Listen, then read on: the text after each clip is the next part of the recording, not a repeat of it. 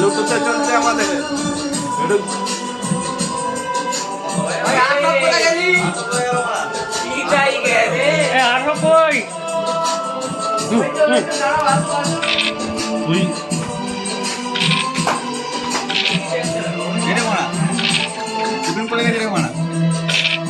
বলবে তো আমাদের লুডো খেলা চালু হয়ে গেছে।